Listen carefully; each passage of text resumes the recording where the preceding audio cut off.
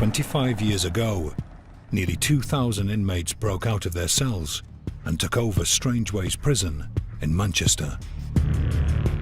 The world's media caught every moment of the rooftop siege.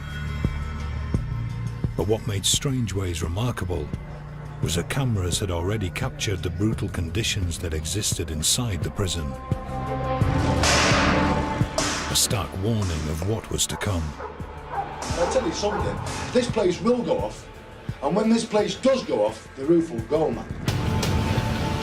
When this hidden world finally erupted, men died and hundreds were injured. Now, for the first time, the riot leaders, the inmates who followed them, and the prison officers who fought them take us inside Britain's toughest prison riot.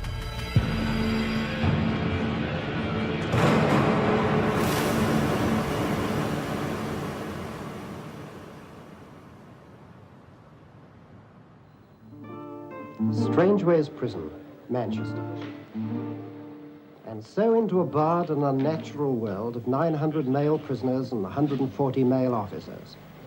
A world without money, or women, or liberty.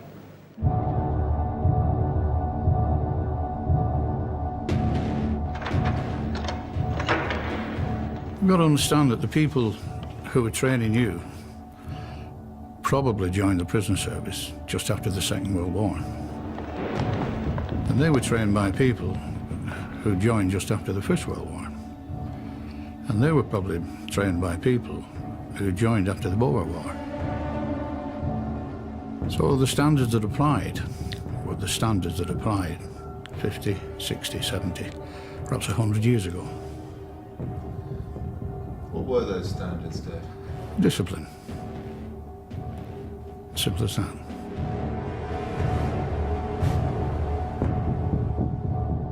My job was the same as any other officer, especially young ones.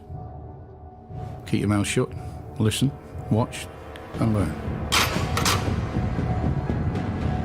Prison officers had to be there 7 o'clock in the morning, not 1 minute past 7.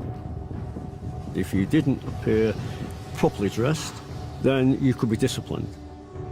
It had a reputation, along with Wandsworth, as sort of being the last bastions of discipline in the service.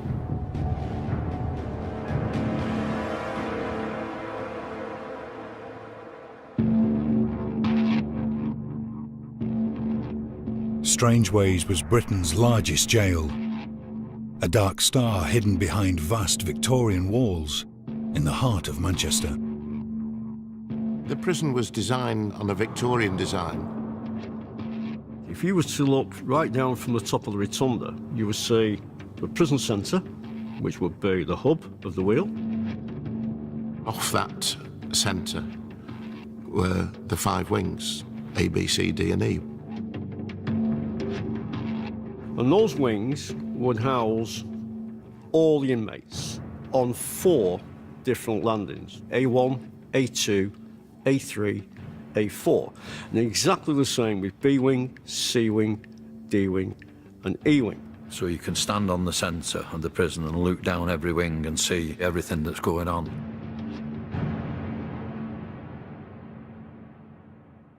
When you get up these stairs, I want you to stand round the iron grid and wait there. This is life in a local prison, as it actually happens today. In 1980, the hidden world of Strangeways was revealed when a documentary team filmed life inside the prison. Call your name down. I want you to go down onto A2 and stand outside your cell. It was a mammoth of a place. It was kind of Dickensian. For a young boy, you know, 15 and a half, 16 years of age, it was quite gruesome. Black slip-on shoes, blue jacket, pinstripe. I was 20, you know, a small, young man. When you're a young offender, you go through the reception stuff. Drop your trousers right down. You're stripped, and they ask you to bend over and that, and they expose you. Put your shirt right up for me. What's this scar for here? Stabbed. Eh? Got stabbed. Everything in there was dark. It was frightening as well. It was frightening.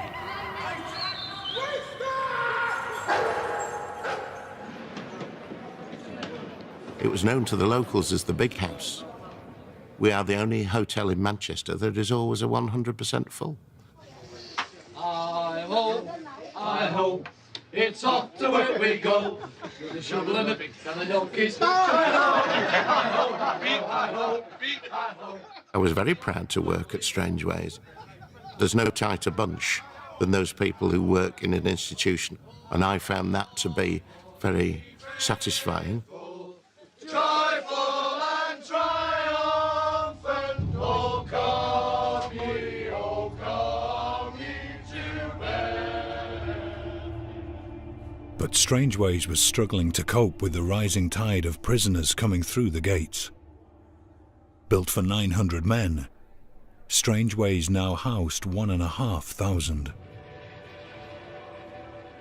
Undoubtedly, the pressures and tensions of imprisonment are increased when 2 or 3 men share this living space, a cell devised in the Victorian age for 1 man. We had a previous governor who once labelled it as a human warehouse. He's right, really. It was a human warehouse. 3 inmates had to share the toilet facilities in a cell, which was a chamber pot. Like a plastic bucket, right, with a lid on, if you're lucky, where you shit and you piss, and it's in your cell with you. It wasn't very nice if you're wanting to defecate and your cellmate's, you know, in the cell, and he has to experience the stench of that. Seems absolutely barbaric, but in those days that was normal, and you just accepted it and got on with it as a way of life. Prisoners were allowed just 1 hour's exercise a day. For the other 23 hours, the men were routinely locked back in their cells. Tension, anger, frustration. The added problem of overcrowding rising to alarming proportions has also increased the threat of insurrection. This is a Victorian prison in 1990 that's still acting and treating people like it's Victorian times. This place should be closed down because this nick is run by the screws. But I'll tell you something, this place will go off, and when this place does go off, the roof will go, man. Into this powder keg stepped an idealistic young governor, Brendan O'Friel. He had a reputation as a moderniser.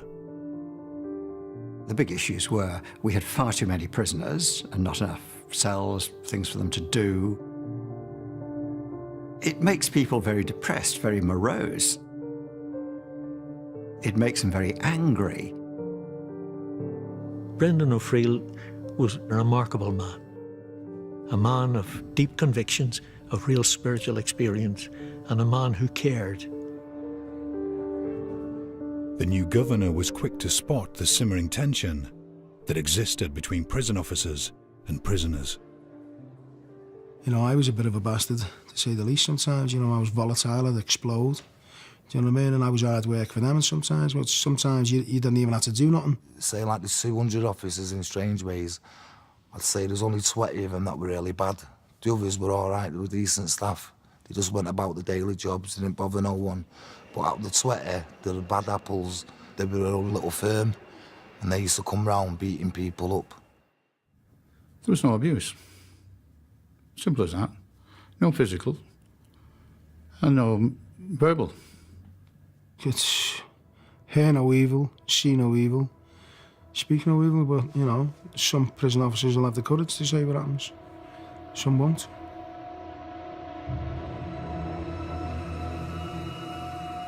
Prisoners on occasions can be extremely difficult, extremely objectionable, and staff are rightly, on occasions, very cautious about prisoners and sometimes get very cross about them. But O'Friel also discovered a culture amongst some prison officers that had no place in his prison. We had a club, a prison officers' club, immediately outside the gate, which regrettably served alcohol at lunchtime. It meant that in the afternoon there was the danger that some staff would return to duty having been drinking. And this would have two effects. One is it would probably affect their judgment a bit, and certainly it would aggravate prisoners. Well, yeah, they used to use my fists at times, but when that wasn't working, because they used to have their batons and stuff like that, we used to have a piss pot, so we used to throw that over them, full of piss and shit. And the new governor noticed that there were some prison officers who were openly racist.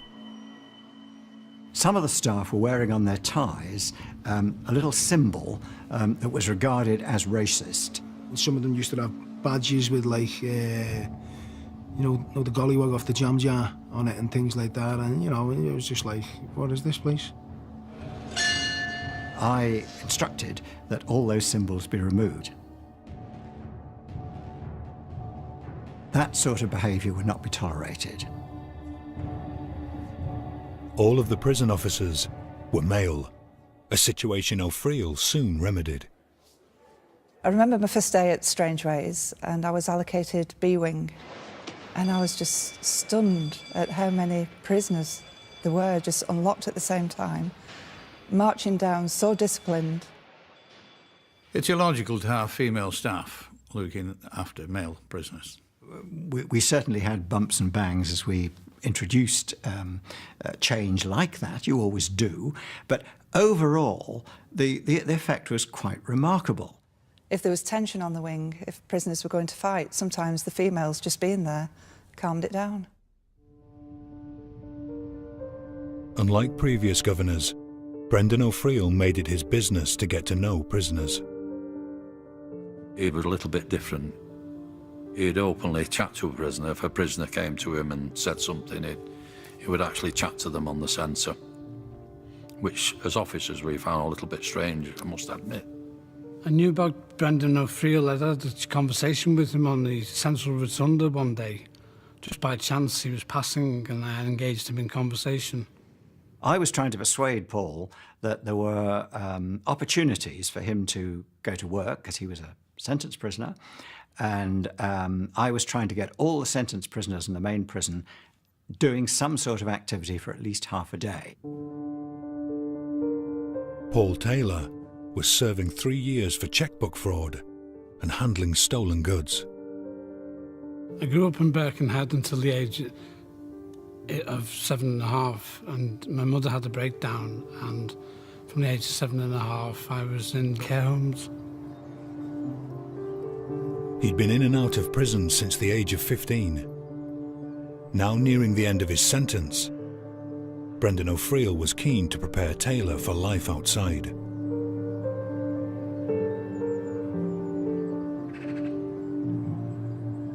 It's where I come to contemplate life.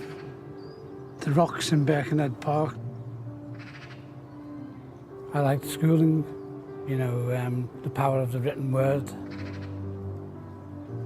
This is a rock I imagined when I'm sat on those rocks over there, that this is a lecture hall and that this is Aristotle or Plato or Socrates giving me a lecture.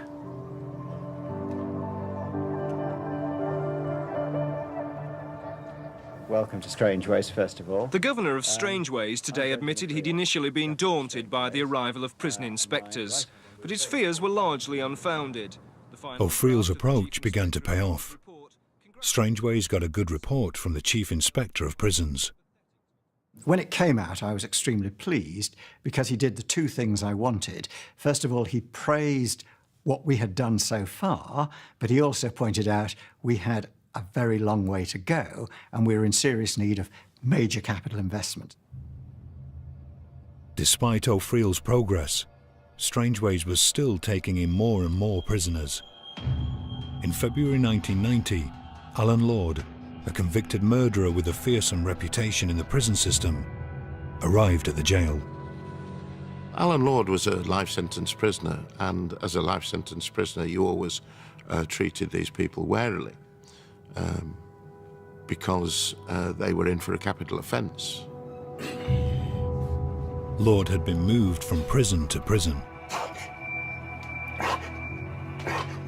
I knew him because of his history. A violent prisoner, bodybuilder, potential to be very dangerous. Lord knew Strangeways. He'd begun his life sentence there, and he bore a grudge. I was 19 years of age. Just as I was entering the cell, one of the screws punched me in the back of the head and said, "You murdering black bastard." I decided that once that door was opened again, I was coming out fighting. I took it on myself to literally, no matter what cell I was in, smash hell out of that cell. I never had own comforts, never had a bed frame, I never had a mattress. I lived in an empty cell, slept on the floor. Why did you do that? Because it's me taking control. Inevitably, Lord was sent to D-Wing's segregation unit for difficult prisoners. Back in the main prison, Brendan O'Friel pushed on with repairs to the aging jail. It was like a menagerie in the evenings and nights because we'd got birds that had got through, broken glass, etc. And it was becoming an issue. 20 tons of scaffolding was erected through the jail's central rotunda, creating a vast climbing frame that rose up to the 4th floor. Made it difficult to see into the wing. Even though there was electric light, it still made it dark. And I felt that this darkness was reaching everyone within the prison. That month, even more prisoners arrived. Strangeways was bursting at the seams. We had 900 or so places. We had 1,600, 1,700 prisoners. That was the reality, day in, day out. That is pretty appalling. For Paul Taylor, prison conditions were now intolerable. I'd written to the Home Office an 18-page representation.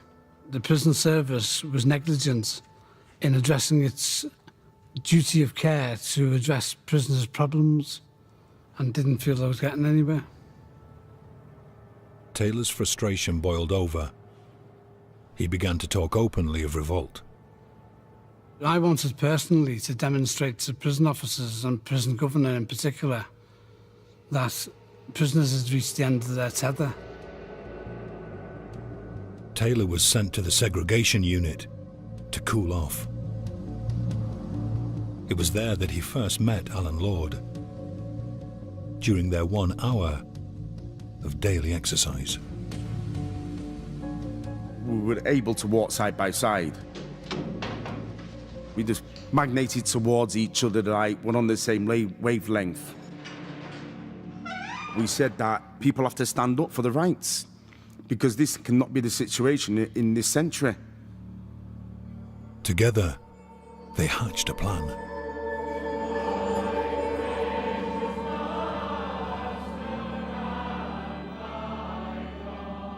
And I said that a 24-hour protest in the chapel would be great if everybody stuck together. The chapel was the one place in Strangeways where large numbers of prisoners were allowed to gather. I was going to make a statement on the stage, and if prison officers came in force to try and break it up, we might retaliate.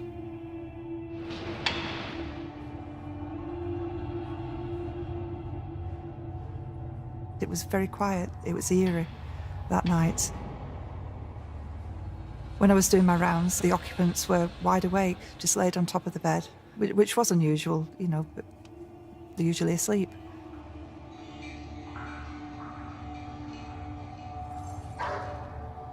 Through the windows, prisoners were talking about what they was going to do the next day, and We was going to go to the chapel and have a peaceful protest.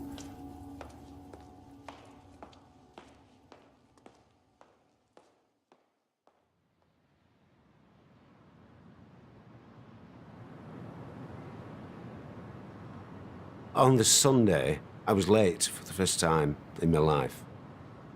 When I arrived, the senior officer said to me, "We're short-staffed.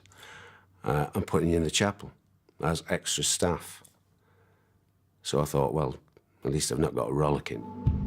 They shouted for church, so I'd done my bit of cleaning what I had to do, and got on the line for church.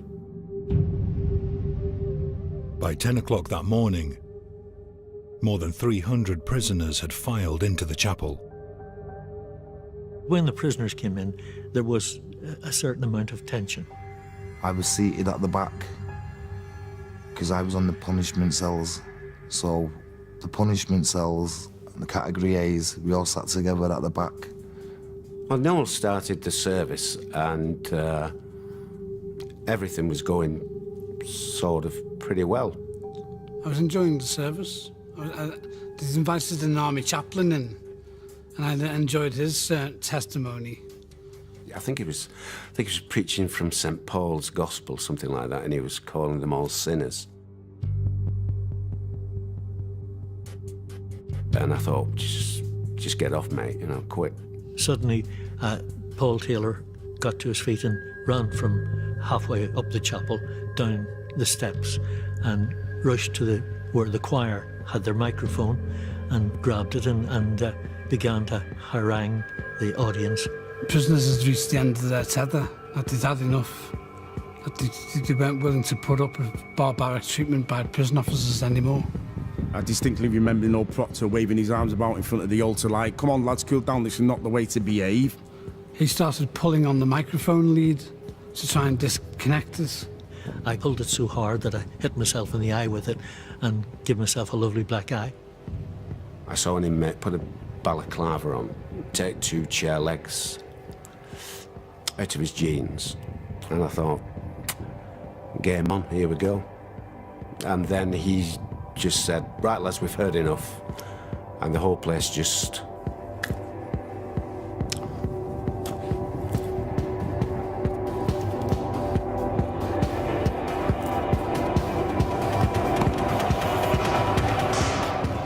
Everyone just started going mad. Anything that could have got damaged was getting damaged.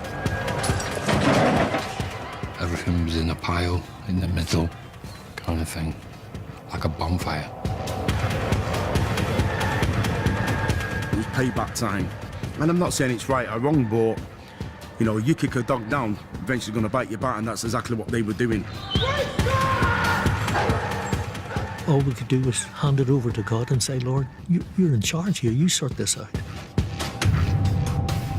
I remember pulling one colleague out by his trousers, and he said, "They've got my keys." And I said, "Forget your keys, mate, let's just get out." And I said, "I'll have those keys." And we opened the back of the chapel doors, and we flooded out onto the landings, and prison officers weren't up for the fight. They just retreated. In strange ways, all cells were opened by a single set of keys. Paul Taylor now had access to the whole prison. I opened up all the prisoners who were still locked up in their cells, saying, "Exercise, you know, slap out." My intention now was to go to the rotunda where there was construction going on with the scaffolding from the ground floor up into the top of the roof, which was 80 feet, and my intention was to get on the roof. So I managed to scale across to the end, and eventually when I got to the end, I stood up.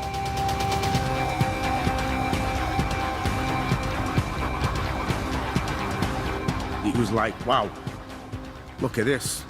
Look how vast it is. Oh, it's beautiful. It's a beautiful place, Manchester. I was so happy to see the Arndale, the CIS building. This was like me now being released. I thought, I'm on the roof here. I feel safe. I happened to see the bell. So instinctively I went, I'm getting the bell down. I smashed the hell out of it, put a load of dints in it. And when I've had me fun with that bell, I threw it off the roof, so there's your bell back. And I remember shouting down, who's got your prison now? I've got your prison. News is coming in of a major disturbance at Strangeways Jail in Manchester. Inmates are believed to have stormed the prison chapel and they're now said to be rampaging through the jail. Within a matter of minutes of the prisoners reaching the roof, the riot had become a national event. I rushed up to the gate and discovered I couldn't get in because of these hails of slates that were coming off the roof. They were throwing tiles, just like frisbees. They were throwing them at staff, they were throwing them all over the place. There was a few staff who were quite badly injured. Remember, one staff got a piece of slate through his jaw. There was chaos going on because prisoners were just frantically letting off steam.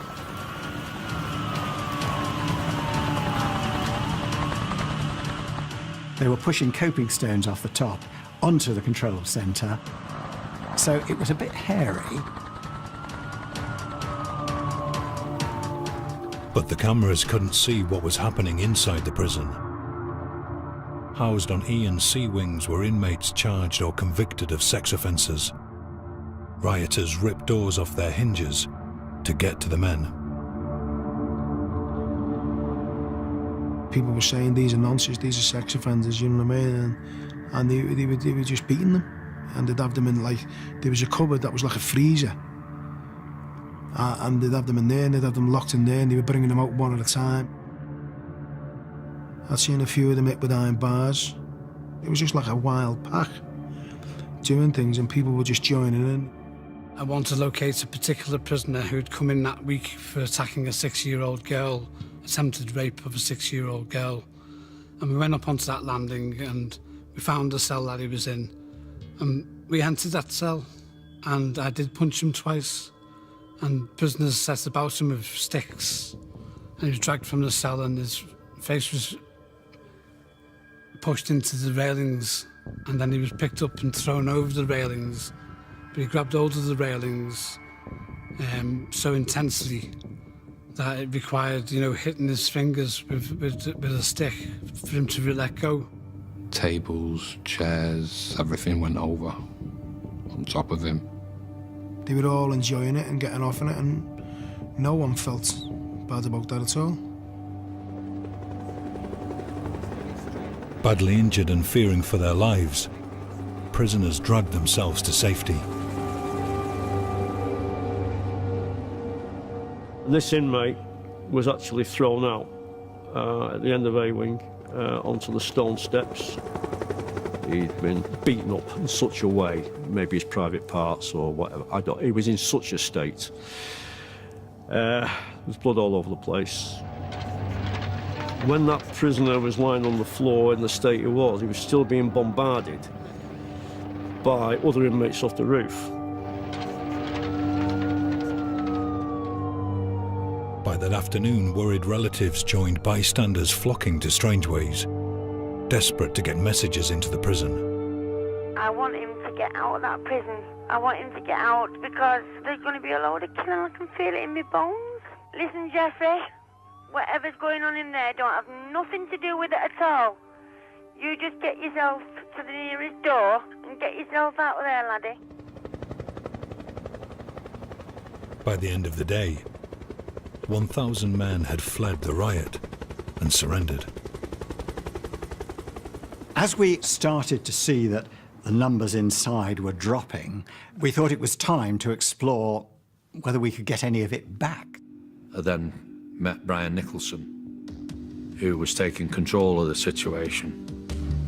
Brian was immense in stature and immense in character. He's a Yorkshireman, and you can always tell a Yorkshireman, but you can't tell him much. My assessment was it was very serious indeed, and it was going to be a very, very difficult, complicated job taking this prison back. Brian Nicholson had witnessed earlier riots at Hull and Risley prisons. Before he could mount an assault on Strangeways, he needed to know just what resistance he was likely to face. The plan was to enter from the hospital onto Ewing, go up onto the 1s, 2s, 3s and 4s landings, and clear the landings as we had the staff to do that. At 8 that evening, the riot squad entered Ewing. The power had been cut that day by prisoners. Strangeways was completely dark. I was on the roof and the call went out that they're trying to get into Ewing. We managed to get onto the landings quite well. But waiting above them on the wire mesh were dozens of prisoners. Armed with scaffold poles they'd taken from the central rotunda. Then all of a sudden, it just broke loose, yeah? Prisoners filled the wire and were driving scaffolding poles, were driving them through the wire down onto us. Some of the scaffolding poles that are getting launched through the netting at them, hitting the shields, buckling them, smashing through the legs, causing a lot of injuries to them. I think they were trying to kill us, no doubt about it. I think they would have liked to have killed us. I wasn't personally brandishing anything. I was just stood there with my hands behind my back, watching proceedings. Paul Taylor, I just seen this guy is completely eccentric. He'd have like a pen and a rose, and he'd start quoting Shakespeare. He was like a romantic anarchist, I should say. The next thing that came along was buckets of urine and excreta. I got it into my face, in my nostrils, into my mouth, and pop everywhere. So we knew what we was going to be up against, and it was going to be quite a violent response, if that was anything to go by. In fact, a very violent response. But we could manage it.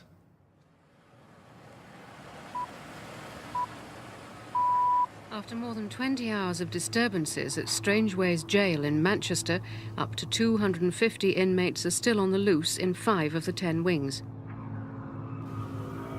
The second day, I thought I was dreaming. I thought I was dreaming all this. And when I opened one eye, it wasn't a dream. It was real life.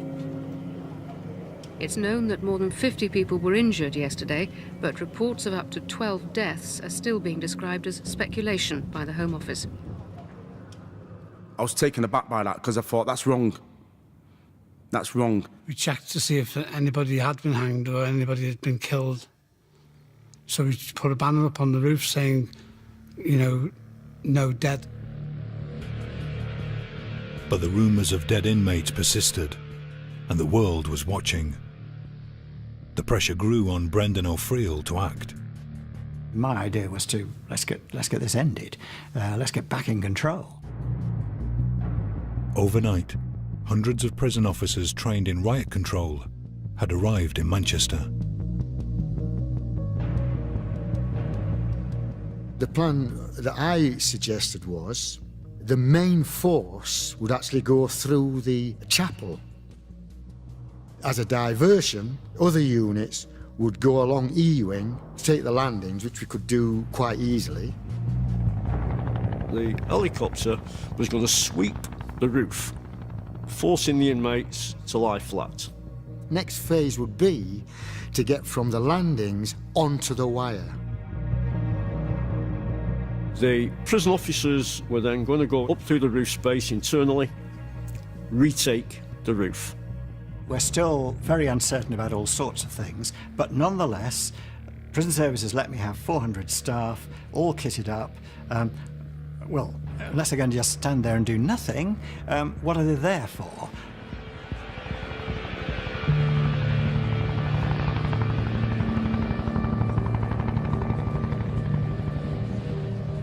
It was all lined up inside the prison, down the side of the hospital, all in units, ready to march into the prison.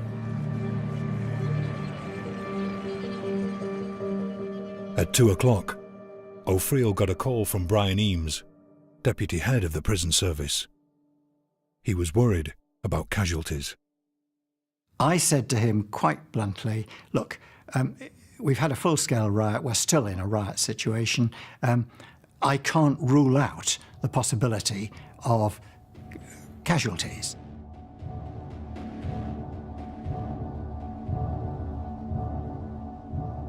I was on the roof and I saw a mass of prison officers coming through the gatehouse into the E-wing section.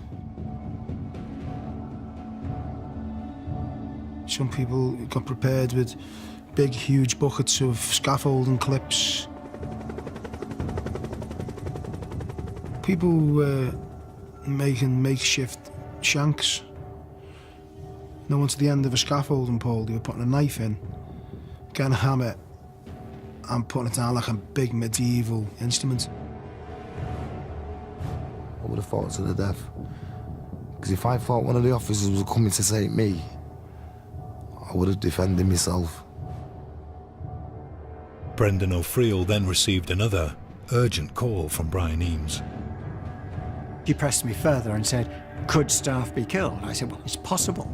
That's the situation that we're in. He then said, it's not on, then, is it?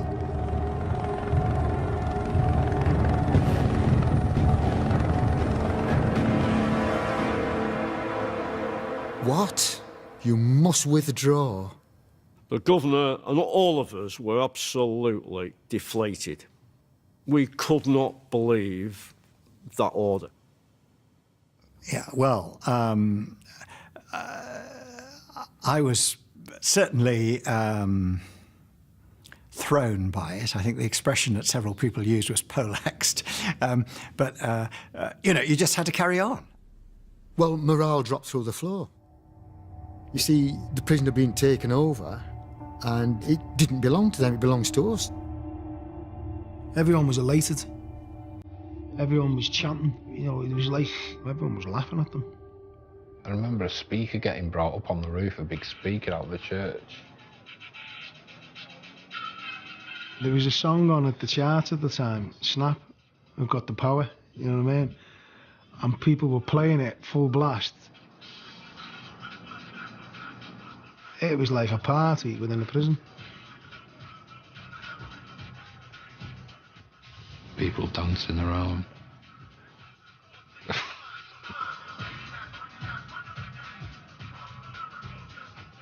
My foot was going. We formed a chain and collected as much food as we could from the kitchens. Packets of steaks, packets of pork chops that you don't get in Strange Ways.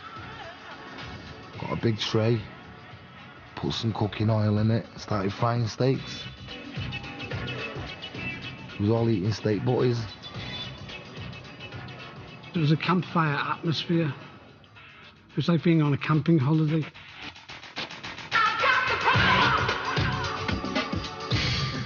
It's a complete release of all the stresses and worries and anxieties that you're actually feeling safe amongst this big crazy storm.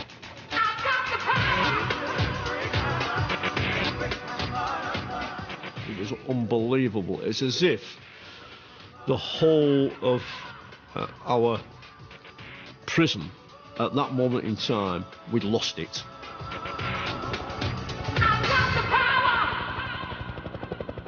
It's no longer a riot, it's a siege.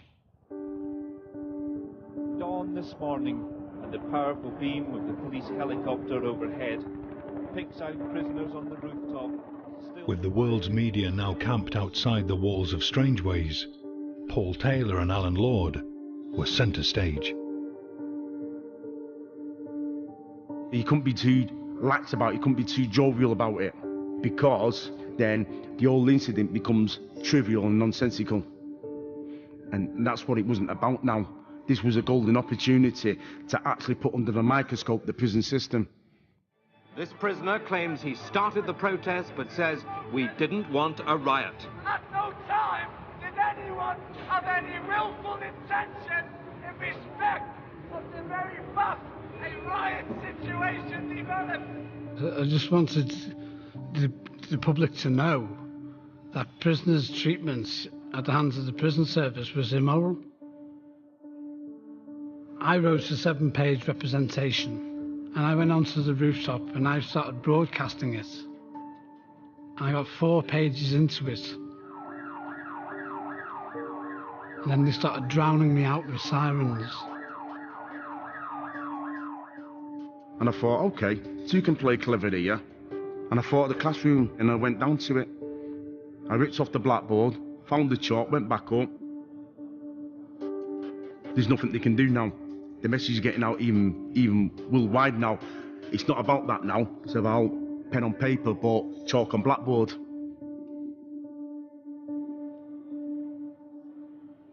One of the things I took upon myself to do, right, was go to the governor's office. And I found 2 books in that office, and one was the Stoppage of Letters book. The book detailed letters that had been stopped by the prison's censor department. And what it was, young prisoners getting a beating, a slap round the ear off a screw, so he's complaining to his family. There was a camera crew across the way, and I held up the book, the front cover, so he put his thumbs up like that. Then I'm quoting chapter and verse on the board for the rest of the press.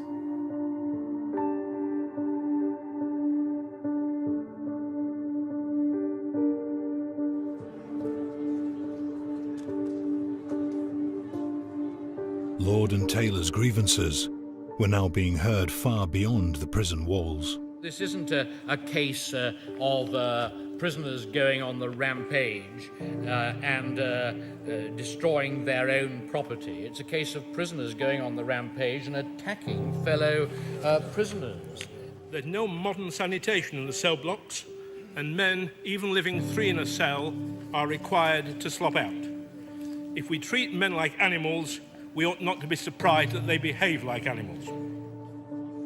But for some of the younger prisoners, the rooftop protest had started to lose its appeal. Well, there was another young kid from my estate called Matthew, and he was up on the roof with me and that. Yeah, he kept my head together in there, as I kept his head in, you know, helped each other. It was getting cold, it was raining, I was tired, there was nothing else to wreck, so I thought, we might as well go. The problem for them was how to get off the roof. There was lads with balaclavas on saying, we need to keep the numbers up. People in for serious crime, murderers. I wasn't about to argue with someone in a balaclava. I was scared, We had a lot of young prisoners we felt were at risk with the older prisoners of abuse. We needed to try and get them down. Prison officer Pete Hancocks was also a trained negotiator. He contacted Alan Lord and asked to meet him, away from the cameras. It was decided that somebody has to go down, people have to go down to negotiate. I said, you can negotiate with them, Alan, because I'm not negotiating with the prison service. They don't listen to reason at the best of times, and I'm not going to waste my energy. I dropped down from the wire mesh onto that landing bridge, and you could cut the atmosphere with a knife. Is this the moment they're going to snatch me? Alan Lord was led to a negotiating room, where he met with Pete Hancocks. It was very brief, it didn't last more than 5 minutes, but the main thrust of the argument is, what's it about? It's about conditions. But their main concern was about the YPs, the young prisoners. Look, you've got a lot of young lads up here, youngsters of 16 or 17. Do you want to be held responsible for what might happen to them? Lord agreed. He'd tell the younger prisoners it was safe to leave. Well, as we were walking him back, there was a lot of hard feelings from our staff saying, you've just taken somebody off there, you're taking him back up again. We had to build trust, not just with Alan Lord, but with the other inmates. I just stood in the middle of the rotunda, And I shouted at the top of my voice, and it went quiet relatively, and I just said, anybody who wants to leave can leave.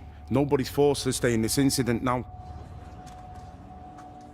Within hours, several young inmates made their way off the roof. I didn't go around telling everyone goodbye, goodbye. I just got off. Me and Matthew went down.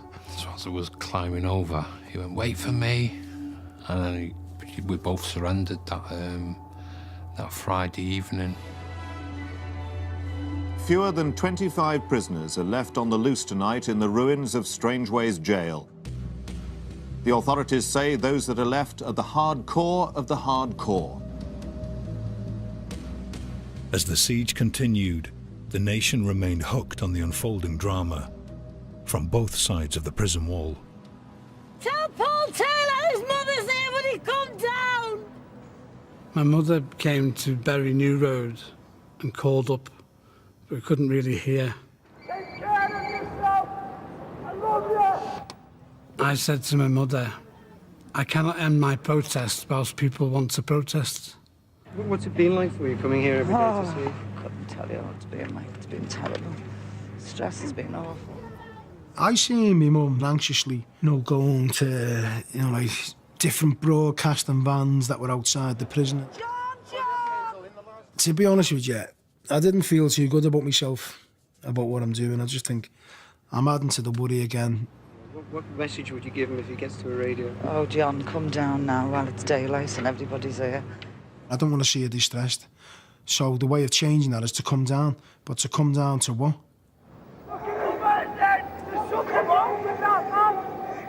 Some screws were just openly in all the riot gear just saying to us that when you come out of here, you're fucking dead.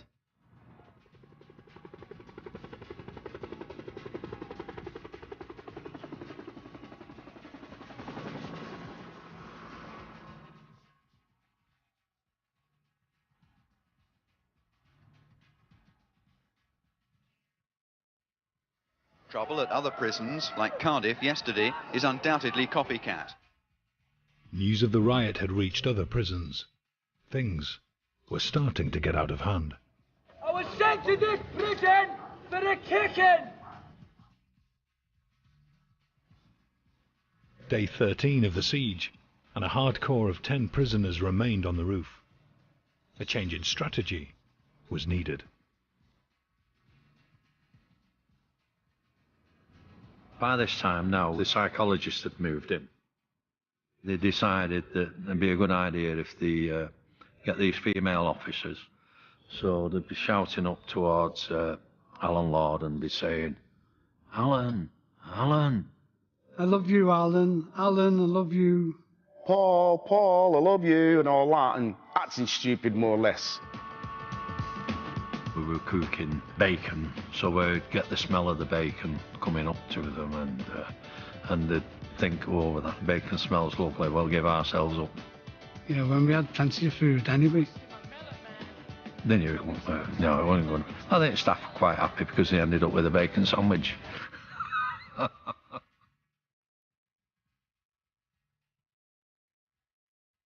The siege was now 3 weeks old, the longest in Britain's penal history.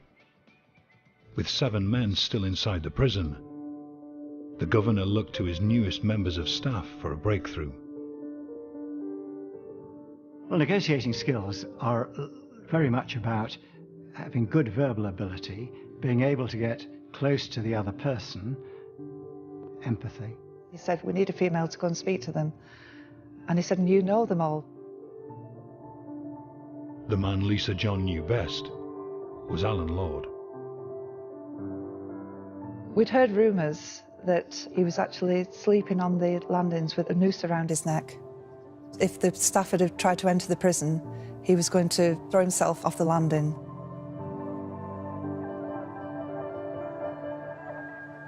Lord was the linchpin to regaining the prison. Brendan O'Friel ordered a squad to recapture him. So we're waiting in the cell now, 4 of us. All this riot gear on, with shields and everything. And there was actually sunbathing on the roof. John called down, he said, Lisa Jones wants to see you, that Ewing girl, talk to you. I'll never forget his words as I was making my way down towards E-Wing. He said, just be careful, lad. I said, oh, I'll be all right, don't worry.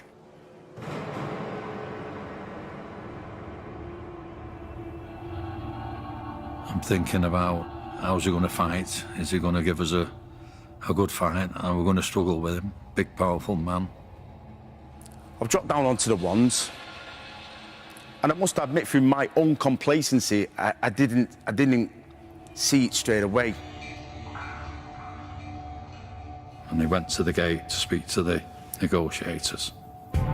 So off we went. We're off out. And I'm looking over, and then I seen, groups of screws all together in riot gear come and rush him.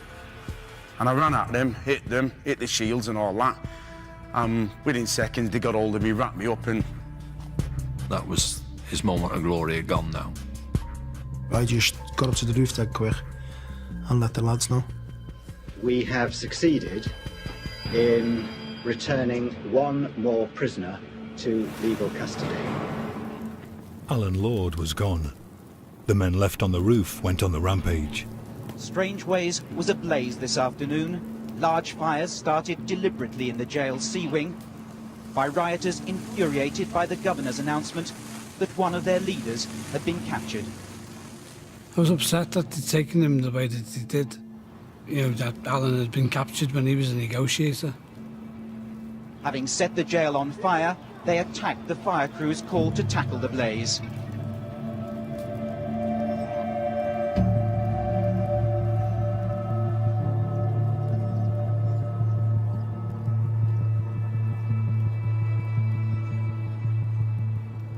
Early this evening, a prison van left Strangeways, carrying Lord to another prison in the north of England. Lord's capture meant Brendan O'Friel now had the support of the prison service to retake Strangeways. We'd certainly got the number of staff that we needed, and we'd certainly got a very clear authority that, you could do it. The operation to take back the prison began at 9 in the morning on April the 25th, 25 days after the riot started.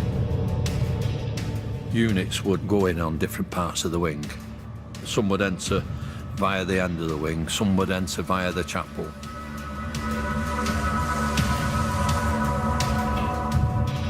"23 minutes later, the riot teams had reached the prison roof. They just come along every wing, all angles, and they burst through the roof. We broke the roof out, we're chest high. What are you going to do now?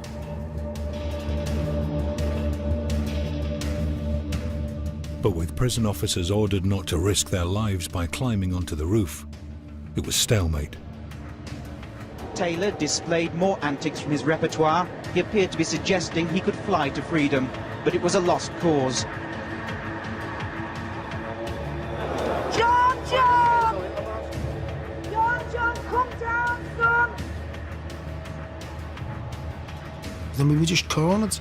Do you get me?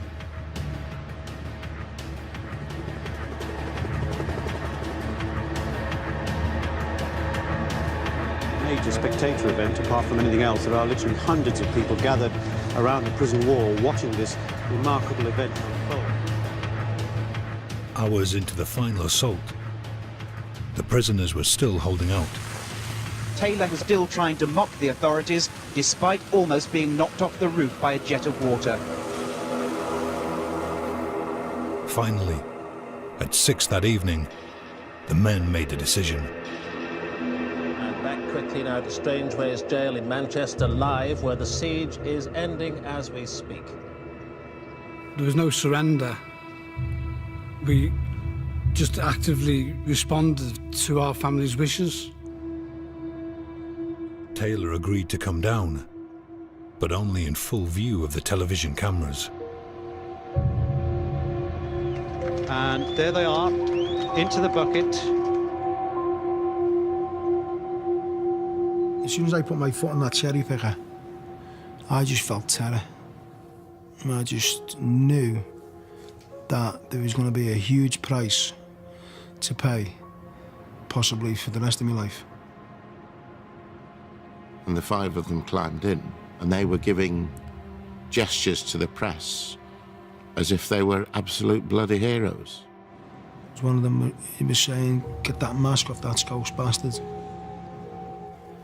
Let's see his face," you know what I mean?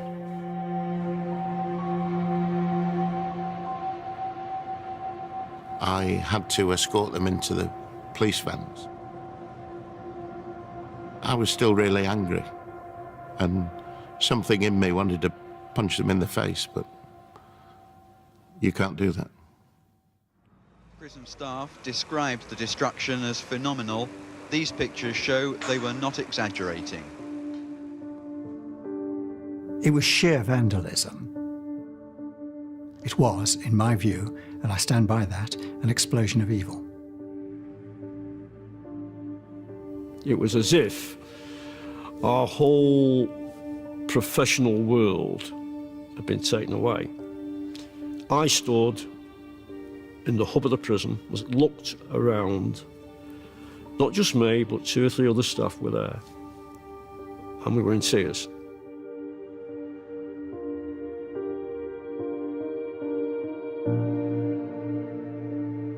A 147 prison staff and 47 inmates were injured during the riot. One of the prisoners, badly beaten by other inmates, died of a heart attack 2 days after he was rescued. A prison officer who was taken ill during the riots subsequently died in hospital. 3, 2, 1, go! For his role in the riot, Alan Lord had a further 10 years added to his sentence. After 32 years in prison, he successfully applied for a government grant and now runs his own gym just a few miles from Strangeways. Despite the fact that they say that we rehabilitate you, that's a load of rubbish. You rehabilitate yourself as a human being. There's only one person going to change, and that's yourself. Paul Taylor was also sentenced to a further 10 years in jail. He now helps his father run a taxi service in Birkenhead. These are pages of quotations that I give out to people in my home area. What's your favourite quotation? Friendship is the one thing concerning the usefulness of which the whole of mankind is agreed. By George Catlett Marshall. My family suffered. I suffered. From that point of view, it wasn't worth it. But I'm willing to sacrifice that, part of my life to know that I've helped change the prison system.